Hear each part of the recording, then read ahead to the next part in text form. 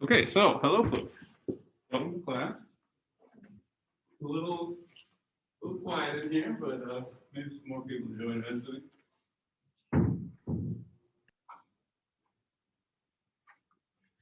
How's the week been going? Good. You guys feeling busy? Yeah. Yeah. You got a lot of like exams and stuff coming up? Yeah. Is it that time of year again? Yeah. It is that time of year. And of course, this class is no exception, is it? You guys want to talk about exams? So let me get the Good morning, Professor. good morning, Ellie. Let me get the PDF version. So just like we did last time, just get a sense of where we're at in the world. Why isn't the zooming? There it goes. So we are at the end of week 5. And so a week from today, we got an exam. How you guys feel about this exam? You feel ready? Kinda? So, we still have one more class. So if you're not ready, that's okay. You still have time to get ready. But of course, it is now time to get ready, right? There's only one more class. So let's get rid of that. Why don't we start with the review sheet, shall we? And then as people join, they can also review with us, but it'll be your reward for coming on time. We can talk about the review sheet together. So we looked at this last time. I gave you the overview of how the exam's going to work and all the other details, right? So at this point, why don't we just go over specific things? You guys have specific questions for me? You could ask about how the exam works too. I just feel like we already went over it. So I guess we already went over all of this stuff though, for the most part. So are there any things that confuse you or you want to talk about today?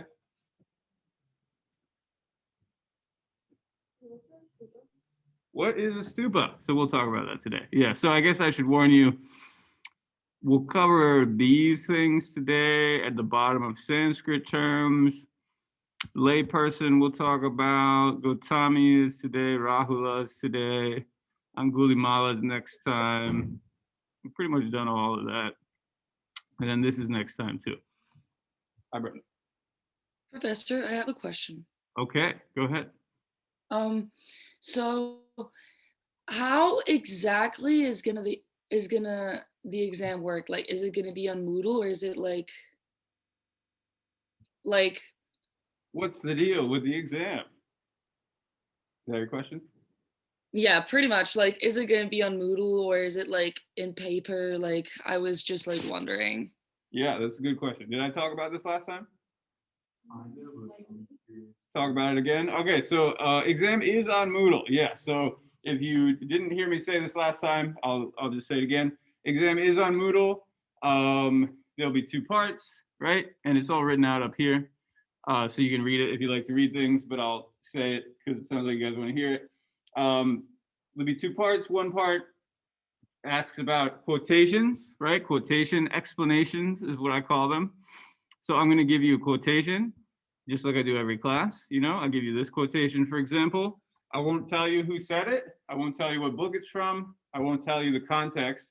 You'll just have to read it and figure it out, right? So if somebody's saying, monks, this is my teaching to you, who do you think is saying that? Who teaches monks in our experience? The Buddha teaches monks, right? So these are the sorts of things you're going to have to figure out. I'll give you the quotation and I'll ask you questions about it. Who said it? What are they saying? What does it all mean, right? All compounded things are impermanent. They are suffering. This religion of enlightenment. So this would be a great one to use, right? He uses a lot of key terms about impermanence, about suffering, about enlightenment. He also talks about vigilance. I could ask you, what is he talking about when he says the word vigilance here, which is pretty interpretive. So these questions kind of stack on each other, right? The easy question is, who said this? Some of you will miss that, but some of you will get it. The harder question is, for example, what does he mean when he says you must make efforts to be vigilant? And of course, I wouldn't give you this cold. We're going to talk about it. But this is the sort of question those will be. It's basically, what does it test? It tests, did you do the reading? Did you understand the reading? Did you come to class? Do you understand what we talked about in class? Have you been paying attention for the past 5 weeks, right? That's basically what it tests. So that's my reward to those who have been paying attention, and my challenge for those who haven't. The short essays, those are more interpretive, right? So rather than talking about a specific paragraph or a specific quotation, it will ask about a bigger idea, right? About death in Buddhism, something like that, right? So those will be more like the breakout sessions, right? When we talk to each other, talk about big ideas, make arguments, make points, right? So I'm going to ask you a more interpretive question and ask you to make an argument about that interpretation. So, these are the skills we've been developing all semester. We will continue to develop them throughout the rest of the semester, right? It's just, can you read? Can you write? Can you think? Those are basically the things I want to teach you. And of course, applying those things to Buddhism. So that's basically the exam. More specifics, it'll be on Moodle, it'll be timed, it'll be open book, it'll be open note, open digital note. You can search through your notes. So like part of the exam will be preparing those materials. If you take notes all over the place, put them all in one file. You can search through them. You can look for these quotes. I encourage you to look them up, right? So you don't just have to guess. That being said, it will be timed, and a big part of it will be also time management, right? So if you have an hour and 15, let's say I haven't fully decided yet, between 8 and 10 quotations. I give you 2 short answer essays that you have to answer. I'll probably give you 3 choices and let you choose 2. Do the math. You can figure out how to allocate your time. And again, I encourage you to do that, right? So that's the basic format. It basically comes down to how well organized are you, how good are your notes, and how much you've been paying attention this semester. How's that sound? Does that answer your question, Ali? Yes, that's perfect. Perfect. All right, good. Specific things you guys want to talk about? Again, there's still time next class on Monday. So if you're thinking, I'll study this weekend, that's good. But I also am happy to discuss, especially these terms at the top, if any of these are still confusing to you, any of the lists. Yeah, the people up here, these terms, anything? Specific stuff?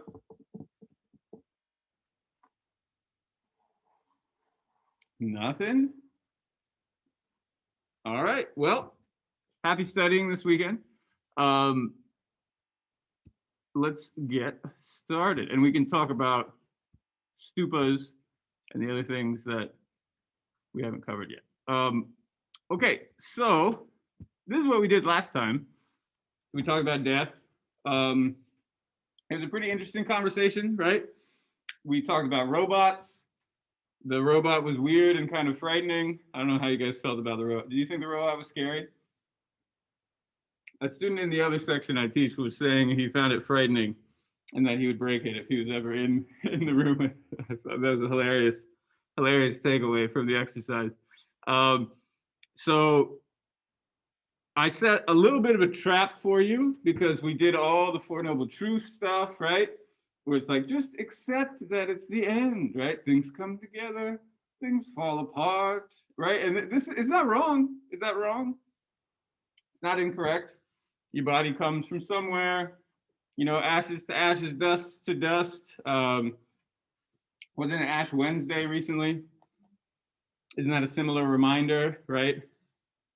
You come from ash, and to ash you will return. So it's just a reminder that life is impermanent. You're going to die one day. There's sort of a magic that happens when you start thinking that way. Has anybody started thinking about this more? Have I been planting the seed of your eventual mortality? It's not fun to think about. It's sort of horrible to think about in a way. But there is a power that comes with it, right? It really lights a fire under your ass. I'm sure you've heard people talk about like live today as if it is your last, but learn as if you live forever, or something like that. Have you ever heard that sort of quote? And it's very nice and it's very inspiring, but it's hard to ingrain it, right? To really start thinking this way, like life is short.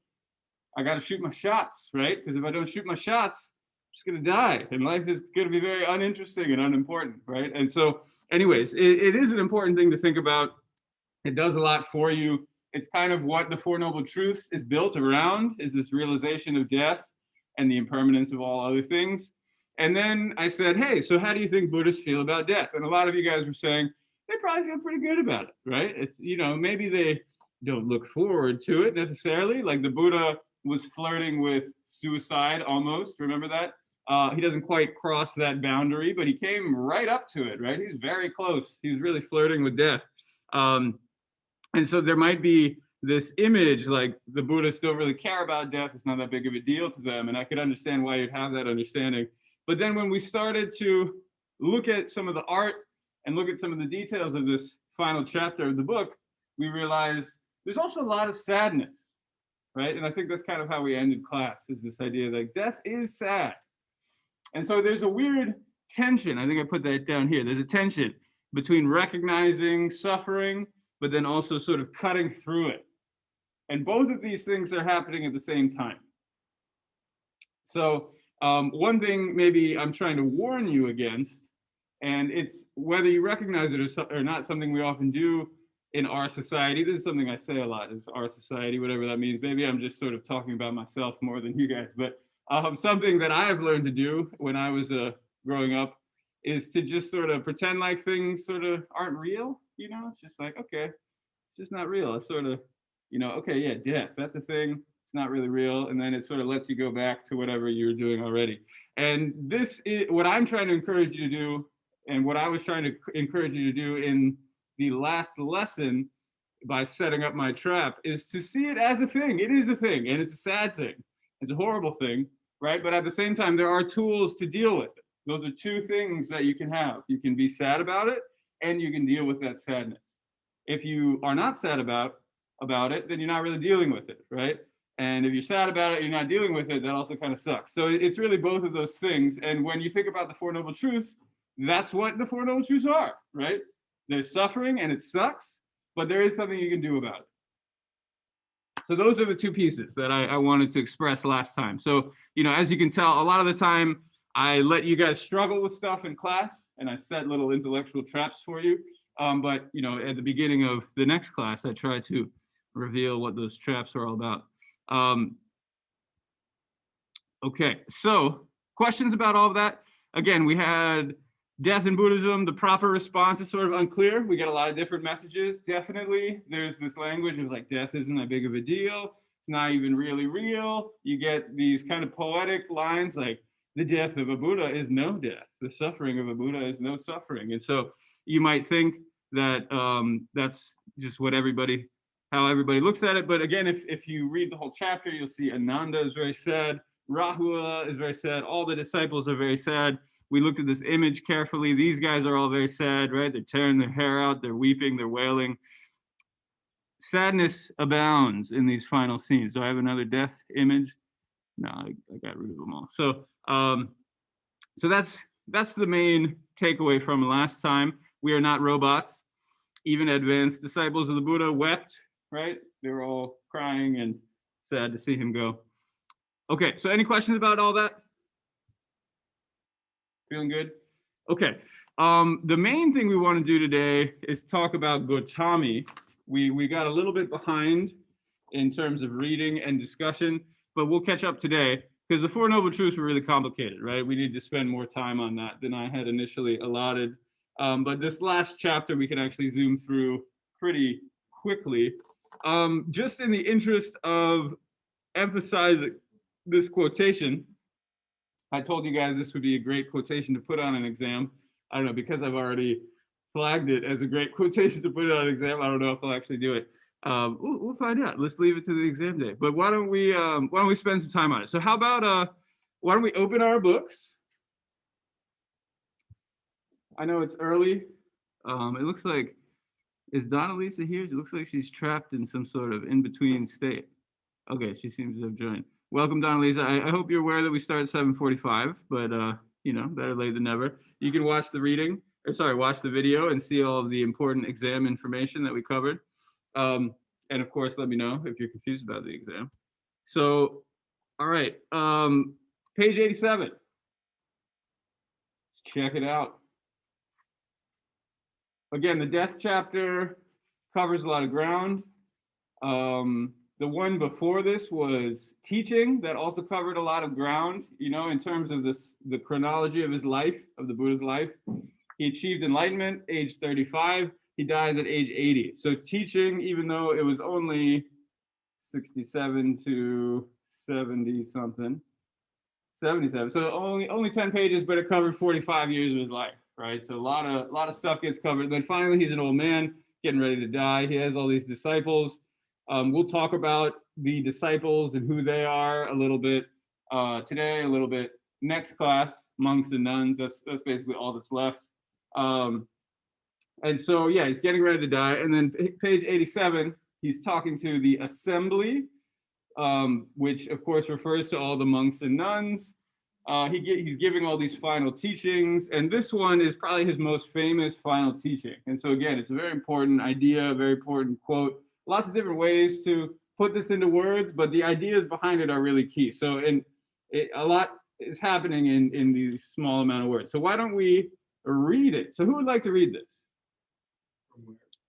All compounded phenomena. Yeah, where does? Yeah, on page 87, I'm finding too. Oh, it's the end of that second. So I'll get us started. We've got monks. We become separated from everything that is dear, everything that is beautiful. We become divided from them. We lose them. All compounded things are impermanent. They are suffering. So how about somebody read the next paragraph? The religion of enlightenment down to the end there. I can. All right, let's get the chat involved. Catherine, please go ahead. The religion of enlightenment, which speaks of bliss, which speaks of liberation from pain of impermanence and suffering of compounded things, is only gained through vigilance. Please, you must make efforts to be vigilant. Monks, this is my teaching to you. Okay, very, very good. So that first part that I was reading should be pretty clear, right? It's basically saying everything's impermanent. We're going to die one day. We're going to be divided from things. We're going to lose them. Everything's impermanent. We suffer because we're going to miss all the beautiful things that we're leaving behind, right? That's pretty clear.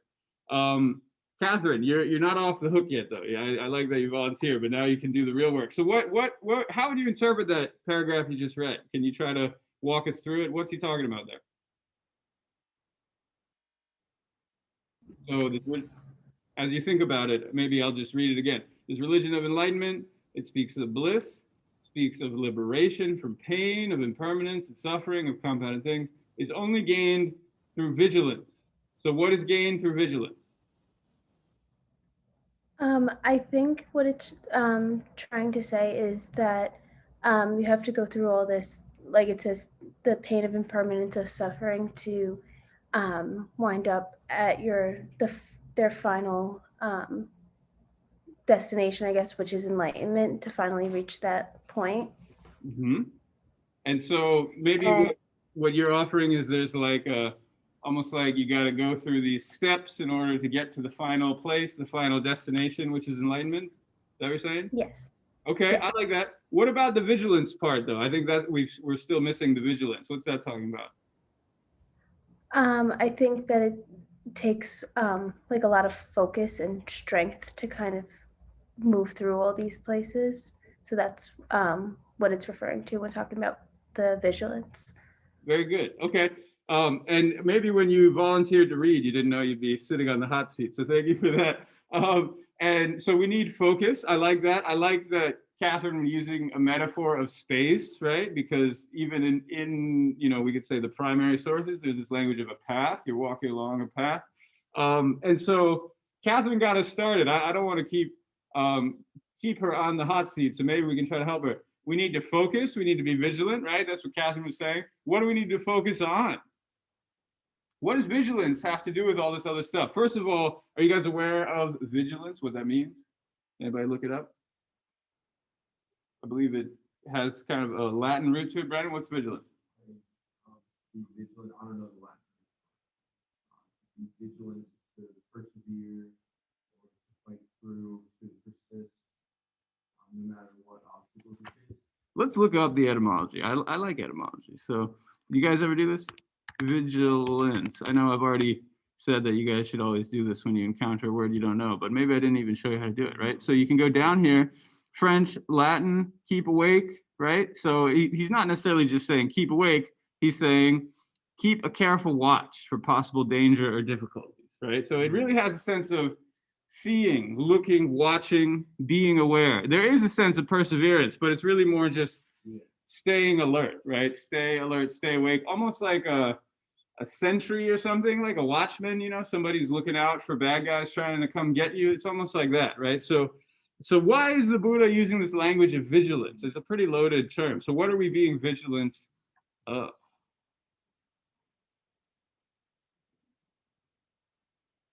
What are the dangers that might come to get us? Please continue. I think because the suffering is always there and never go away, we have to be vigilant and aware of the suffering because it's so easy to slip back into those traps.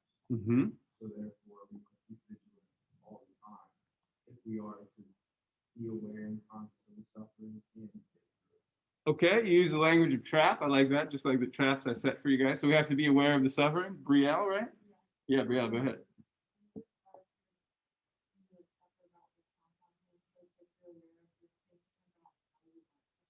Mm-hmm.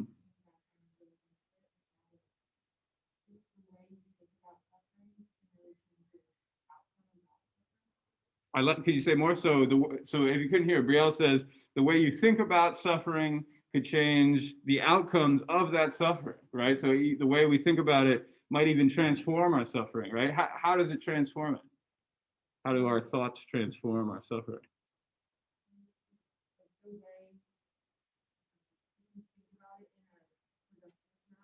Uh-huh.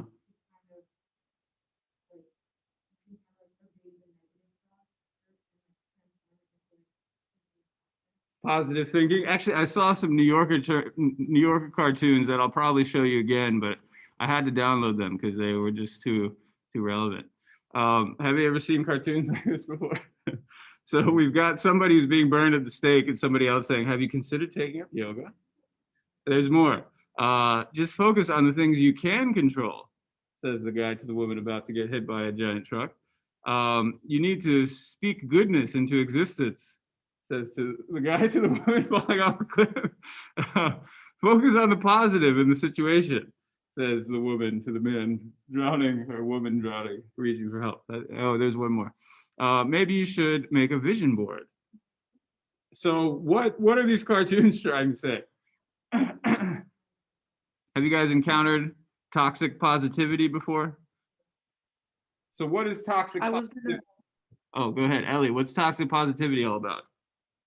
Sorry, I was gonna say, like, it seems like very backhanded comments, like someone's in a situation where they can't really do it. It's like that image, like a woman like being burned at the stake, and then have you considered taking up yoga?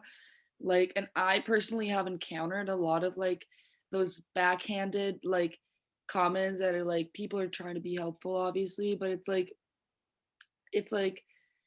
just like I feel like maybe they're not meant in like a backhanded way, but they're not really helpful either.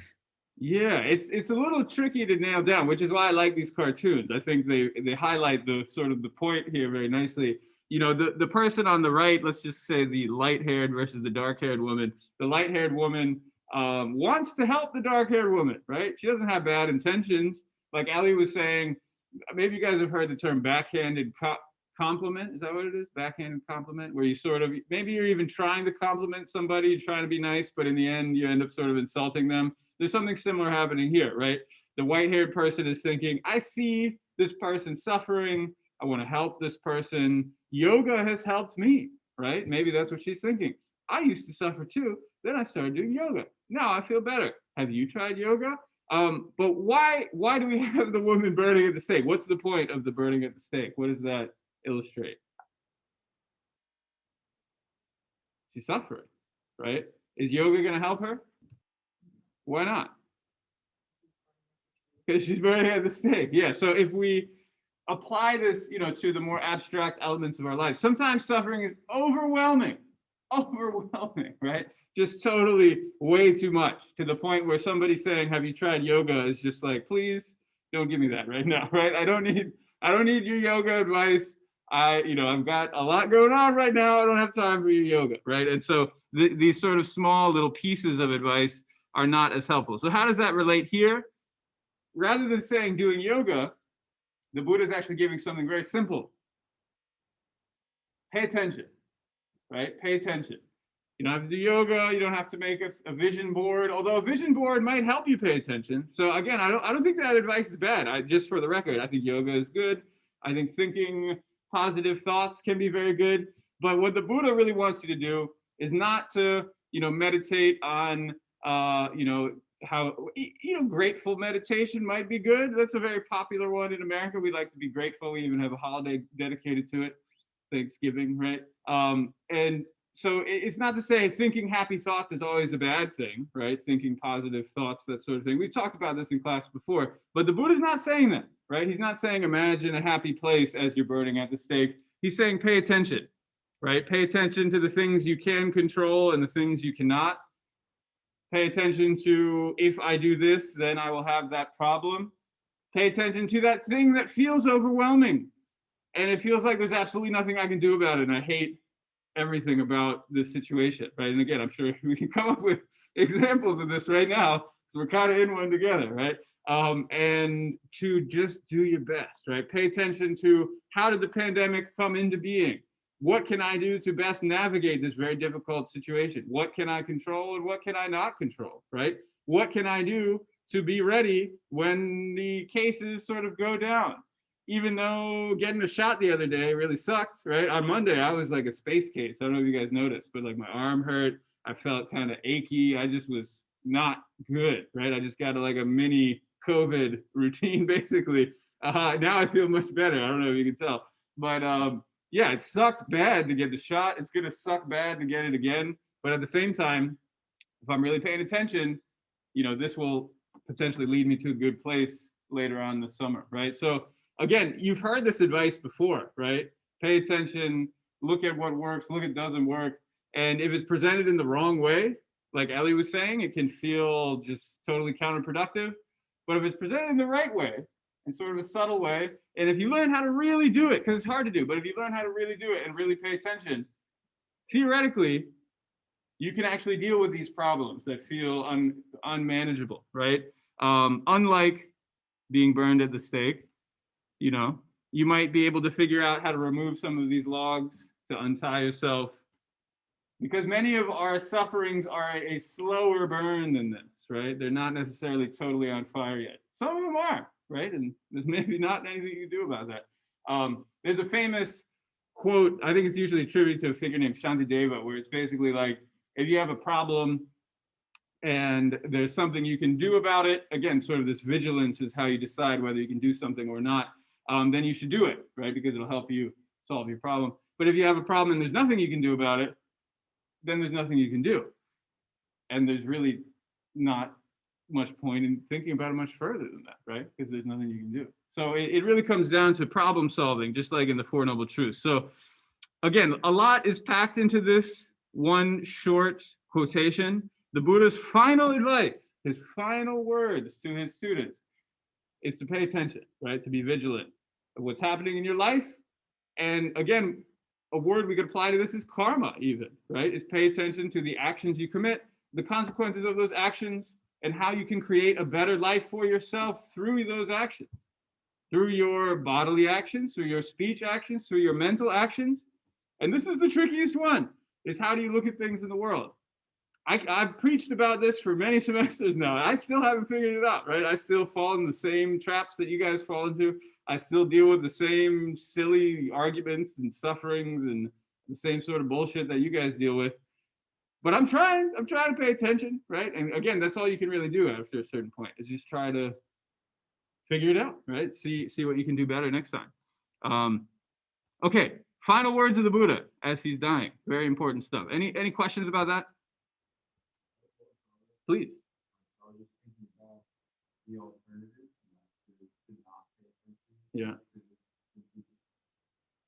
be unconscious and drift through your life as just some sort of like passing time. I guess to pay attention to cultivate a meaningful life as well, being aware of all yourself, being aware of your death. Yeah, I think we talked about this before. Again, there are a lot of themes that run through the class. This idea that ignorance is bliss, right? Didn't we talk about that? We even talked about the matrix, the red pill, blue pill thing, where, you can live a pretty good life where you just sort of, get a little tunnel vision, try not to pay attention to the sufferings all around you. There's a sense that it will lessen your anxiety because you're not worried about climate change and social inequalities and all the people who are cold and hungry all around us, because they are all around us, right? And it's pretty crushing to actually pay attention to it. It's much easier to be like, oh, homeless person sleeping on the subway. I guess I'll go to another car and just not pay attention to them. And so it sometimes can feel like it would be easier to just not pay attention, do your work, go home, have a nice dinner, go to sleep, do it again the next day. I have enough to worry about. I have enough on my plate. I don't need to take on any other buddy's sufferings or anything like that, right?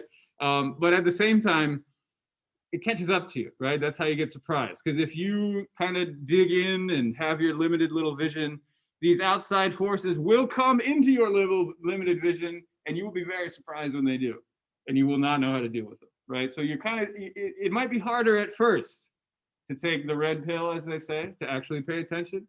But in the end, you're doing yourself a favor, right? Because when the day of your death or disease or old age or whatever disappointment you have, the day when something weird happens and you're reminded of impermanence, when that comes, you'll be more ready for it.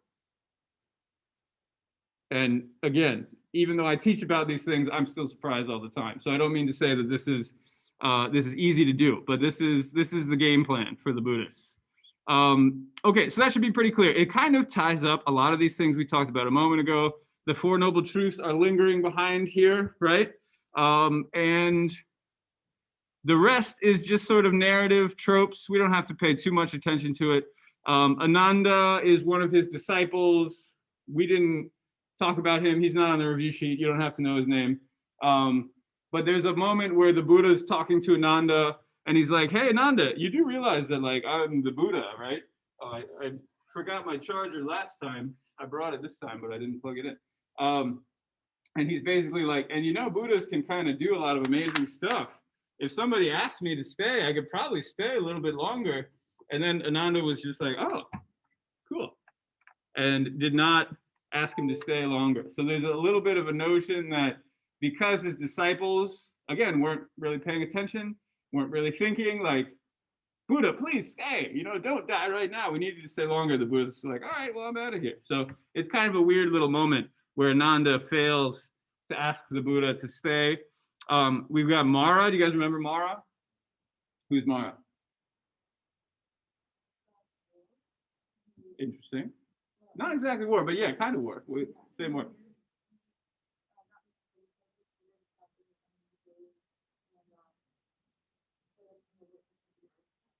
Yeah, the witness of the earth, the cover of the book, the big climax of the story, right? Yeah, so Mara, you can think about it this way. He's like Satan, right? He's and kind of like an early biblical Satan, right? He's like a challenger. He causes problems. Book of Job, right? He tests Job and puts him through all these tortures and that sort of thing. Satan tests Jesus in the desert, right? And so here we've got Satan testing the Buddha under the tree. A lot of parallels there. And he is a god. I like that you called him a god. We could think he's a god of illusion, right? He's the one who puts those blinders on us, right? He's the blue pill. Is it the blue pill? Yeah, is it the blue pill? Blue pill is the ignorance pill, right? He's the ignorance pill, right? He's the one who blinds us from these realities. Of course, it's a story, right? You hear all sorts of gods of all sorts of things across stories. And he keeps trying to say, like, okay, Buddha, it's probably time for you to die right now. And that makes sense because the Buddha is ruining his whole game plan of keeping people trapped in samsara. Do you remember how the Buddha responds? It happened twice. When he first achieves enlightenment, he's like, screw you, Mara. I'm going to dedicate my life to spreading my teachings. And then he kind of checks in with him at the end of life. And Mara's like, okay, time for you to die right now. What does the Buddha say there?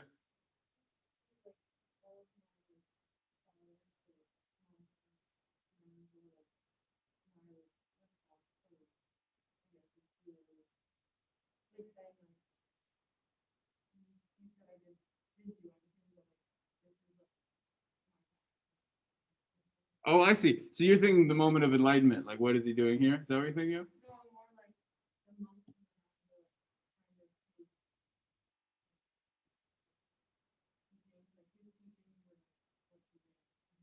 That's his legacy. That's true. Yeah, absolutely. And I think the first conversation is more like that. He's basically like, I'm going to teach. So remember Buddha Dharma Sangha, right? I'm going to teach the Dharma. I'm going to teach my teachings. I'm going to create the Sangha, which is the community of Buddhists, and their name is going to ring throughout the world, something like that. But then at the end of life, he's sort of assessing what he has accomplished.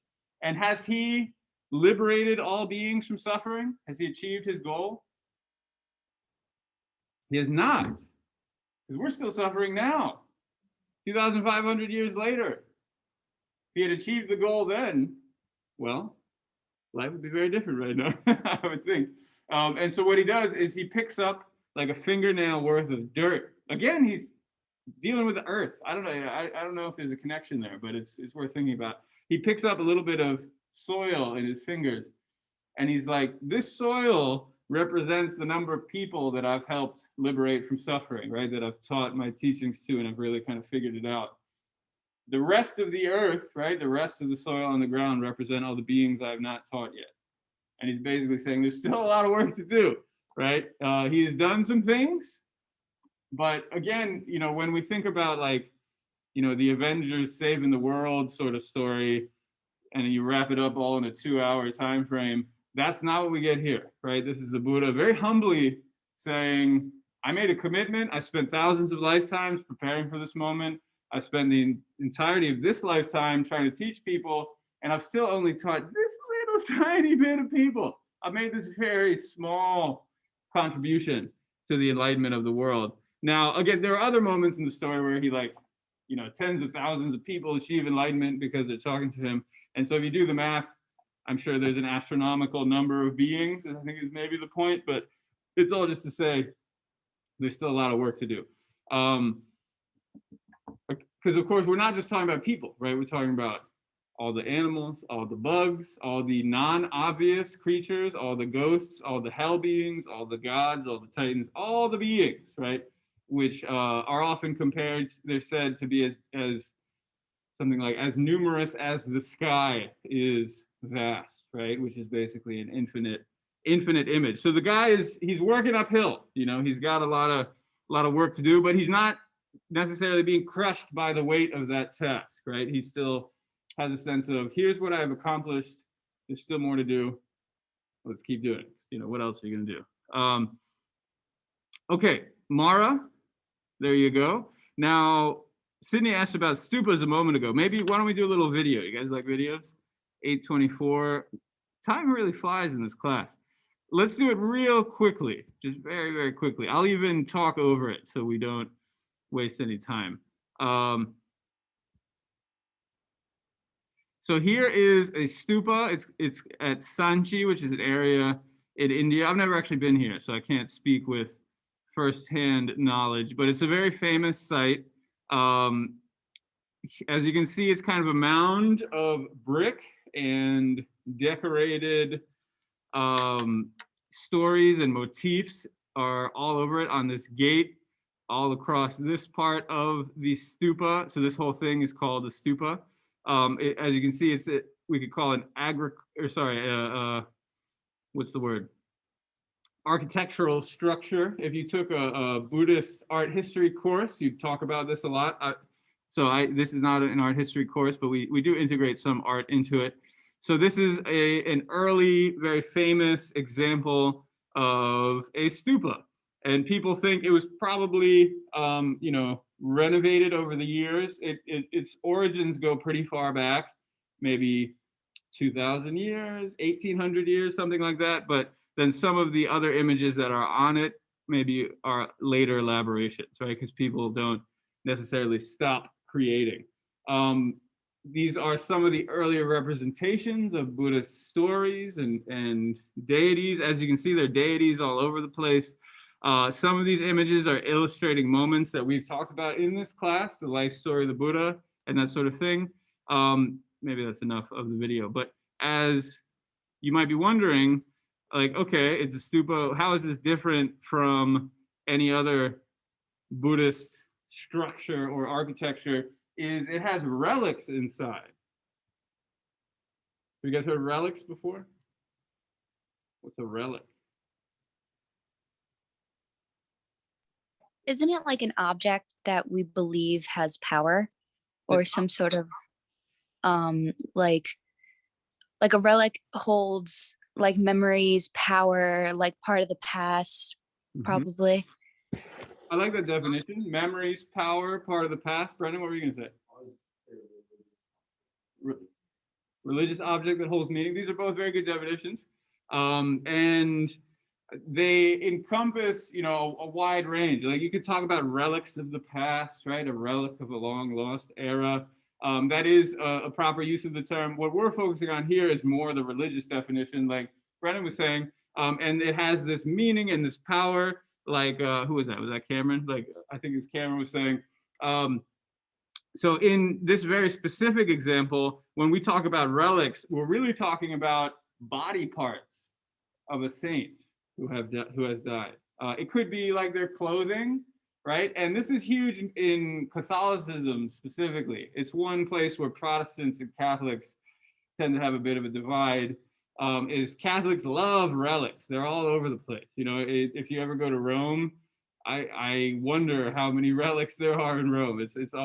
I went to the chapel for Jean-Baptiste de La Salle, right? Because I was working here and I was thinking like, okay, I'm going to check out this de La Salle guy. So some of his body parts are there. They're enshrined and you can go visit them and, you know, say a prayer or whatever. And what is the point? Maybe I can pose this as a question. Why would I ever do that, right? Why do people go visit these shrines? As you can see here, these are Buddhist relics. So these would be like bone particles or hair particles or teeth. They're generally a little bit hard to tell. This is probably a tooth. It's a little hard to tell what it exactly is. Sometimes there are these miraculous moments like we kind of read about in for the Buddha, where like rainbows shine and the body just disappears immediately. And there are all these like little balls that most regular people, when we die, we're all like putrid and rotting and gross, but they just kind of disappear and turn into like maybe hair and nails and these little relic balls. So why do people care about these things? What is the power that Cameron was talking about? Is there another way to make sense of that? Why would anybody ever keep these body parts, right? It's kind of a disturbing idea when you think about it. Why is it not disturbing? Why would somebody want this, Brielle?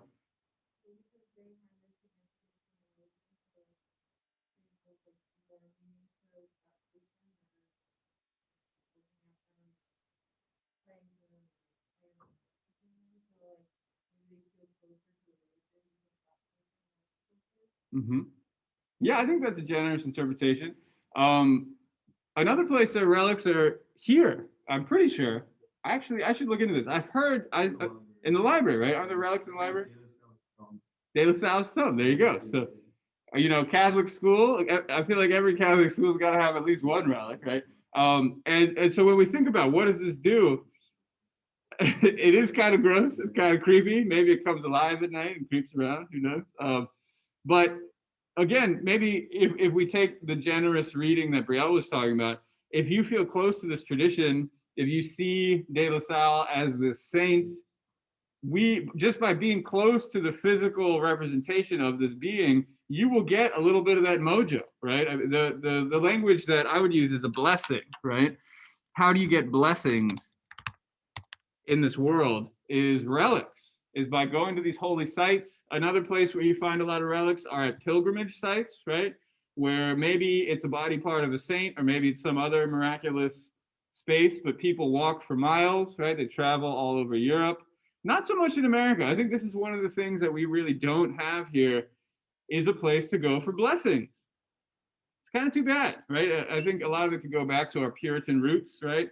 Catholics were sort of on the outside when America was really forming. We have a Catholic president now. That wasn't made to be a very big deal, but I'm sure Catholics of America are aware of that.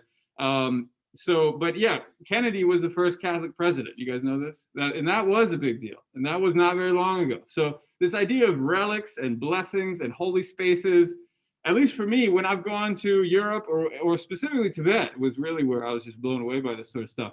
It's a very different experience, right? A very different experience of space, architecture. If you go to a mountain and it's not just some random rock, it's actually this abode of some enlightened being, all of a sudden it's a very different kind of experience, right? The very water is blessed, the grass is blessed. People like make bracelets out of this grass that grows on this holy mountain. And you could say it's all superstition or whatever, right? And of course, that's what the Protestants said about the Catholics early on. But at the same time, there is something that is possible there, right? It comes down to your belief, it comes down to your faith. But there is almost this tingly feeling that these sorts of objects develop.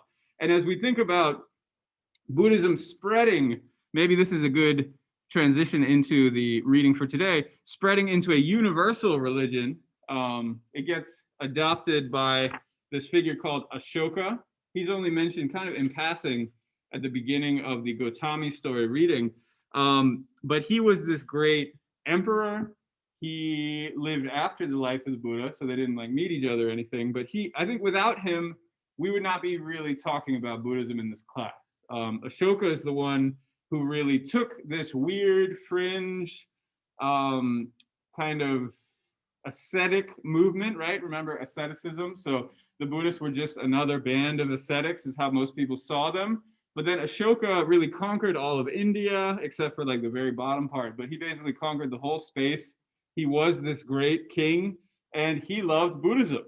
There's sort of a Constantine style conversion moment. And if you don't know the name Ashoka, I'll spell it for you, Ashoaka. So like Ash Ashoka.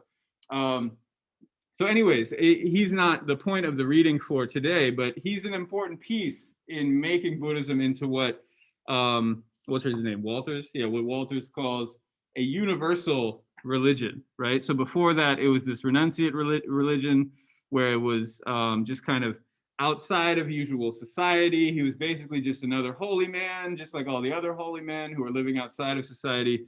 But as Buddhism transitions into this universal religion, all of a sudden Buddhism needs to change, right? It needs to develop certain new aspects, certain new characteristics, practices, rituals, and part of it is relics, a big part of it, in fact. These stupas show up all over the place. The Sanchi one is very famous. It's said to hold relics of the Buddha himself. And then you could imagine, people joke that the Buddha had a lot of teeth, right? Because there are all these tooth relics all over the place. And, again, I think a lot of people are aware that they probably biologically are not the Buddha's teeth, and yet they are treated as such nonetheless.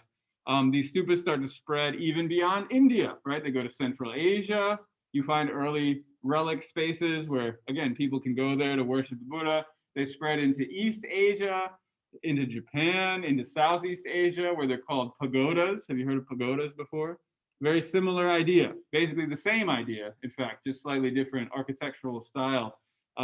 Different languages, different cultures, right? So the Tibetan word is chuten, the Chinese word is ta, right? And then pagoda, I'm not actually sure what the etymology of that is. I want to say Southeast Asian language of some kind, but I can look that up. So in any case, same idea is these are all reliquaries, right? They're a place to store relics, and they get spread all over the place. All right, we have 25 minutes. Let's talk about women, shall we? We're kind of leaving out Rahula, so maybe we can start with him next time, but I definitely want to talk about women today. What we read for today was Gautami's story. So you might be wondering, who is Gautami? And she's actually very easy to place into our cast of characters. You might remember that the Buddha's name is Gautama. Do you guys remember that? Let's look at the review sheet, actually. So Siddhartha Gautama, remember, that was his name as a prince. And you might notice that actually Gautama and Gautami sound pretty similar, don't they? Did you notice that? They're basically the same word. This is the Sanskrit. You don't have to know this, but if you're interested, this is the Sanskrit spelling. This is the Pali spelling. They're different South Asian languages. Pali, people argue, is sort of earlier, kind of, sort of, maybe, maybe not. It's a little hard to separate the two, but for whatever reason, the story of Gautami, she's called Gautami here, so I'm not going to confuse you by spelling it Gautami. So we'll just run with Gautami, but it's all just to say they're from the same family, right? So what's their relationship? Is she was the Buddha's aunt. She was Siddhartha's aunt. She was also his foster mother. Her full name is Mahapajapati Gautami. You don't have to know that, but Gautami is enough. The Buddha's mother died when he was young, remember? And this is his father's sister, and she basically took care of the young prince, Siddhartha. She was the first Buddhist nun. So there's a scene that, if there's time, I will give the details to you about. It was not in the reading, but where she basically begs her nephew, and she's like, Buddha, can I be a nun, please? And he's like, no. And then she's like, come on. And she's like, no. And then she eventually gets Ananda, which is the Buddha's cousin. Again, it's all kind of in the family, to ask really nicely. And he's like, okay, fine, but this is going to make Buddhism disappear more quickly from the earth. It's a pretty sobering story. And we see a line about this in the reading. So the reading for today, it's this pretty long, this long story, but it's all in verse, right? So there's a lot of space in between, and hopefully it wasn't too onerous to read through. I like that the narrator, laywomen narrator, Gautami, all that is labeled. It makes it a little more clear. When you read this sort of thing in the primary sources, it's not always clear who's talking. That's one of the hardest things to figure out. You just get this quotation and it's like, whoa, wait, who's talking? Is this Gautami talking? And so anyways, I like this translation. Again, a little on the long side, a little redundant, but I think the lessons that come through it are important. That's why we read it for today. So what does Gautami say here? She says, the great Buddha made women nuns only at my beseeching. So if you love me, be like me and follow after him. And she says this over and over again. Do you notice this refrain, right? If we think about this in the context of Buddhism becoming a universal religion, all of a sudden we can see Gautami as this model Buddhist woman, right? Can you see that? Because women in Buddhism before Gautami didn't have a very nice presentation, did they? We'll talk about this in a little while, but think about it, right? How were women depicted in Buddhism so far? Actually, not so great, right? But here we have a Buddhist practitioner who's a woman, and not just any woman, right? Just so we're all on the same page, she achieves enlightenment, right? So she's like a great practitioner. She's the best, at least one of the best early ones. So it provides a path for women, a path to enlightenment, but it's also dripping with this language of following after the Buddha. And as you can see, she's the foster mother of this child. So there's sort of a weird relationship. Again, in the interest of time, I won't read this all to you, but there's this line where, what did she say? It was I, a well-gone one. Who's the well-gone one? It's a weird phrase, but who do you think she's talking to? So this is this foster mother talking to the little Buddha. So a lot of names for the Buddha. This is translating probably Sugata. There's another one, Tathagata. There's all these different names for the Buddha. I'm only making you know a few of them, but she's calling him the well-gone one. So it was I, a well-gone one, who reared you, flesh and bones, but by your nurturing was reared my flawless Dharma body. What's she saying here? She's making sort of a poetic comparison. So we've got foster mother talking to young Buddha, right, to Siddhartha. What did she do for him? She raised him. She reared him flesh and bones. What do you think that means? She reared him flesh and bones. What did she do for him in terms of flesh and bones? She didn't birth him, right? She didn't give him his body. So what did she give him?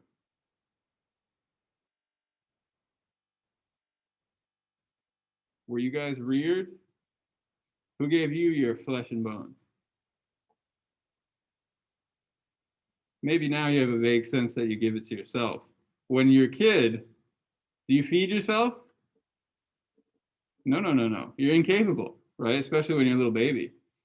And she was a wet nurse, right? I don't know all the details of this, but she fed him milk, right? She took care of him from the time he was helpless. So the sense that she gave him his flesh and bones, she fed him, right? She took care of his little baby body before he achieved enlightenment. And again, in what we might call traditional society, people remember that, right? I know we grow up in our modern society and we think, I just take care of myself. I clothe myself. I feed myself. I don't owe anybody anything. And if I do, I'll just pay the money and then I don't have to worry about it anymore. But of course, it's never so simple. Did I make these clothes? Absolutely not, right? I'd have to look at the tag to figure out where it's made, but almost certainly China, right? Or somewhere not here.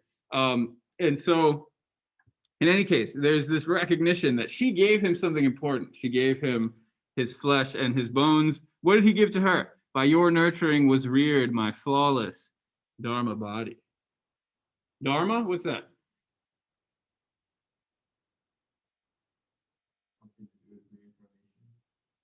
Close. The three jewels, Buddha, Dharma, Sangha. This is how we started the class. The very first slide, maybe not the very first slide on the very first day, but it was once we really started the contents of the class. This was one of the first slides. The Buddhist teachings, yes. So the Buddha is the Buddha. The Dharma is his teachings. The Sangha is? The Sangha is? The Buddhist community. Yeah. Chat's participating, good. So Dharma, teachings, Sangha, community. Okay, we did not talk about a Dharma body though. So Brendan probably saw a body and he's thinking reincarnation, something like that. So how do we make sense of Dharma body? What would that even be? A body coming from the Buddhist teachings? How do you get a Dharma body? It's hard to explain. It's not an easy term to translate. Maybe we could think, if we take this reincarnation idea, this karma idea, do you have some thoughts? Yeah, that's the you say it could be happening, but maybe like his body is temporary, his karma, which is constantly reincarnating or whatever, it's his soul that's permanent, and his body is just what he has in this lifetime, and that's how he's going to do his teaching. That makes sense. One thing I would be careful of is permanent. I like that you use the word permanent, but how do the Buddhists feel about permanent things? No, I hear you. Well, you go to say the body is what he has. Right. The body is impermanent. That's right. And so again, just to be totally clear, this is the mother talking to the son, right? The foster mother talking to the foster son. She says, hey, I fed you milk and food and I took care of your body, but you took care of my body. How did you do that? Is you taught me how to live. And by living in the proper way, according to your teachings, I've developed this better body, right? And so it's not just your mind that you're training. You are training your mind. Definitely that's part of it. But there's a sense, if you live according to the Buddhist teachings, you even get a new body. It gets into your bones, into your flesh, right? This Dharma body. And in fact, this is a very common Buddhist term, this idea of the Dharma body, the Dharma kaya. And it's pretty difficult to interpret, but I like the way we're thinking about it, right? It's not just the fleshy body, it's something a bit deeper than that maybe you can take with you into the next slide. Is that hint, City? Okay. All right, let's talk. We've got 15 minutes left. Why don't we just talk for the rest of class and then we can pick up the pieces on Monday and finish everything up. How does that sound? So the big question for today is Buddhism prejudice against women, right? So the word we're using is misogyny. You might already know this word. If you don't, I encourage you to learn it. I don't think it's on the review sheet. I probably should put it on the review sheet. I have before actually, but I think I took it off for some reason. I should put it back on. Misogyny, what does it mean? It just means to be prejudiced against women. I think it's a Greek root, the GYN, you might know from gynecology, right? So misogyny, it just means you hate women. Sort of a nasty concept. And so is Buddhism misogynistic? Is Buddhism prejudice against women? Now, to give you a little bit of a taste of what it's like to be a nun, I have a video for you. Let me optimize the video clip. And it's from a tourism company, so you got to take this with a grain of salt. It's almost like an ad, you know, for traveling to Tibet.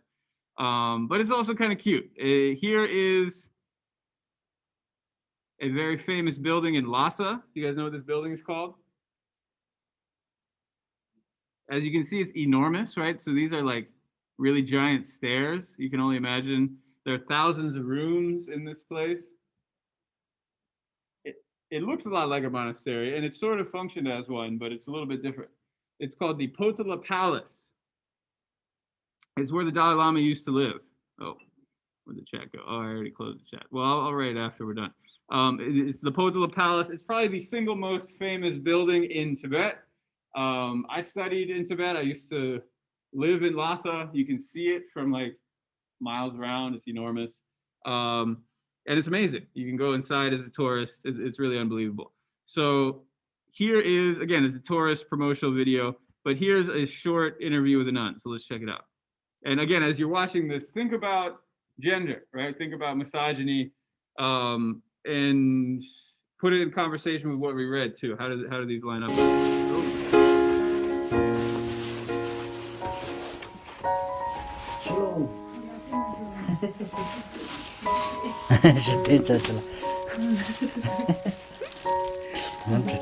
Chola descende ke judal.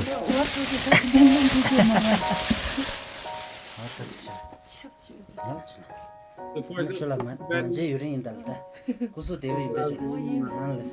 An chola kusinga tari so kiran kandi tiya yuval dinde chik kiran gandam yu tsuwai gyundenda. Inde chik kor. Inde yungu yunal. Lese chola. Ane so ta chola kiran gale tari. Kiran ki mujo jinaro nal. Nyemina tenzi chudren siyo hagorwala.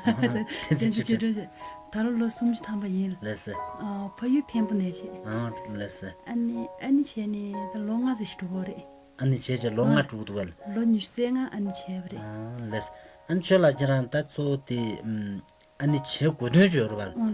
Lo nyushu tsenga lele che gudu gumzende karinan.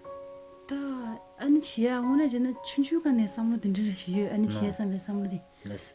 오도스타 인지의 계획으로 지도다 리네티스 장배나 공배나 칭배나 가레토리네 편도 요래서 그 뒤에 차상야 보지 않네 공바직을 치는 야고 요래서 그도 대신 안에 알로뉴 생아 차상다 소소 인지의 장가 친 계획의 장 지도간 내가 레즈의 친친 디네가 게나보랑 가바jem 공부 조서도 큐토니 인베스도 카토고르다 되들 내가 도버들래 anga ta tugi skela baran dos shibi dos ta zo lobjon chiguru sungdo baran marale zo da ani chebine da zo da ngare shida shingi min do dile ya ta wone lobjon chedi kechi mu shibire ja singdo ai keran namju tuzu donggo chungde dosa bata karinaya niya namju tuzu dongbo chungde da rizaya sorin reche listen. And today I feel so happy after.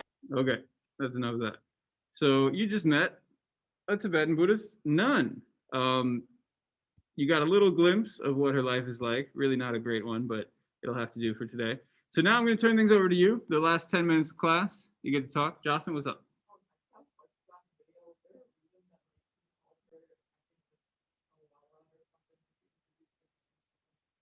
Oh, I would have to look back at it, but it very simply put, there are a few different ways to talk about other people in Tibetan language. So he's using very honorific language, which is very polite language. So he could have called her, so her name is Tenzin Chudrun. You might recognize the name Tenzin. Even the first syllable is Chu, is very similar to our author's name.